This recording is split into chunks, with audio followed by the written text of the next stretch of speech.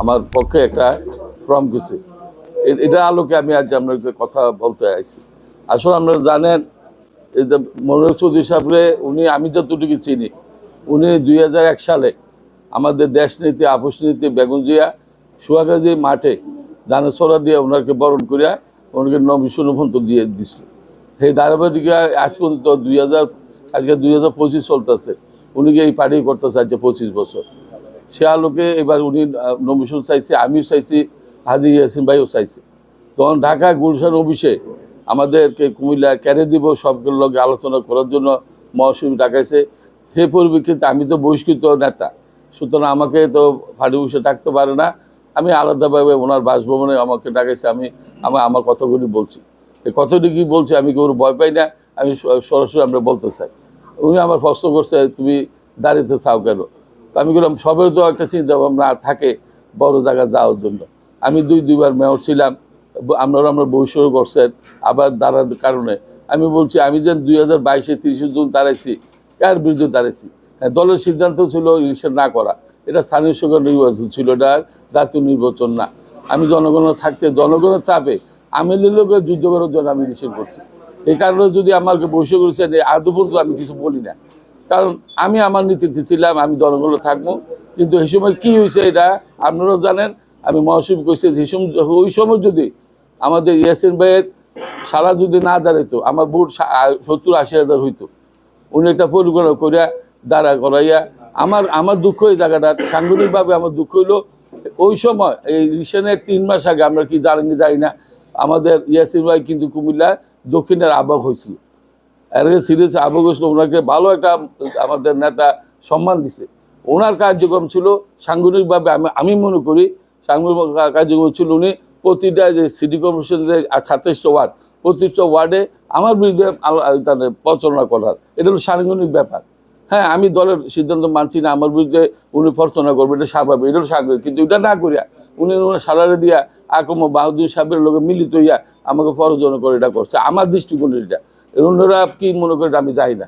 ওই দিক থেকে আমি কিন্তু শপথ নিছিলাম, আমি যদি কোনোদিন সময় পাই আমি যে যারা দলকে নিজের স্বার্থে ব্যবহার করে আমি এটা দেখি, কারণ আমি দলকে ভালোবাসি, দলকে নিবেদিত। আমি ওই দিন থেকে শুনছি। আবার 2024 যখন রিফাত ভাই ইন্তেকাল করেন আমি আবার প্রস্তুতি নিছি। এই পরিস্থিতির ব্যাপারে আবার ইয়াসিন ভাই ওনার সালারি দিয়ে আমাকে আবার বাধা দিছে।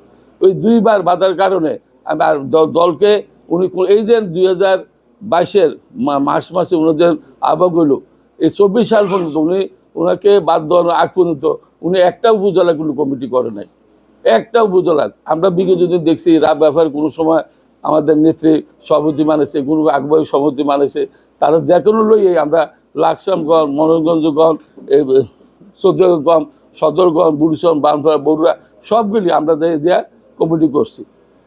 হ্যাঁ, ওই সময় করছি। কিন্তু ইয়াসিন ভাই আমি কোনো সমস্যা না, ওনার এই সময় আমরা বিরোধী দল আসলাম, আওয়ামী লীগ সরকার ছিল, ঠিকই কথা। কিন্তু অহন যে সুমন সাহেব করতেছে হাজার হাজার লোক হয়, ঠিক আছে, পার্টির ক্ষমতায় বেশি লোক থাকতে পারে। ওই সময় থেকেই বাংলাদেশের কোনো উপজেলায় কি 500 লোক বিএনপি ছিল না বা 200 লোক ছিল না একটা সম্মেলন করার মতো ছিল। কিন্তু উনি এটি না করে খালি সাক্ষ্য কী করতেছে, সাক্ষ্যর কার্যক্রম কি, এটিকে প্রতিহত করা আমার দৃষ্টিকোণ দিয়ে আমি মরছি। এর লিগে আমি 2000 এইবার যখন মহাসচিব ডাকাইছি আমি কোনো ভাই আমাকে যদি দেন দিতে পারেন, আর যদি না দেন আমি মনে করি আমার দৃষ্টিকোণে আমি মনে করি মনিসুর সাহেব 2বার এমপি ছিল, উনি হুইপ ছিল, উনি সংসদে বহু কথা বলছে, আমার থেকে বেশি কথা বলতে পারবো। কিন্তু আমি এত কথা মেয়র ছিলাম, আমার কিন্তু পরিধি ছিল কম। আমি মেয়র, আমার পরিধি ছিল স্থানীয় সরকার একটা মন্ত্রণালয়, ওনার কাছে কথা বল, ওনার থেকে কিছু কার্যকর বানা। আর মেয়র এমপি সংসদ সদস্য হইলে এটা পরিধি বড়, আপনি সংসদে কথা বলতে পারবেন। আমাদের যে সিনিয়র ডিভিশন যে মন্ত্রণালয় আছে সবখানে যে আমরা এমপি হিসাবে স্থানীয় সরকার স্বয়ং নির্বাচন এলাকায় মানুষের জন্য কত কাজ কাম বা কর্ম আনতে পারবেন, উন্নয়নের করতে পারবেন, এটা আমার চিন্তা ভাবনা ছিল। তো আমি মহাসচিবদের বলছি দেন, আমাকে যদি না দেন, আমরা উনি সিনিয়র লোক 80 বছর বয়স, ওনার একটা সুযোগ দেন। যদি সুযোগ দেন ইনশাল্লাহ আমি যদি ইলেকশন করতাম যেভাবে করতাম ঠিক এইভাবে আমি ওনার ইলেকশন করে দেব।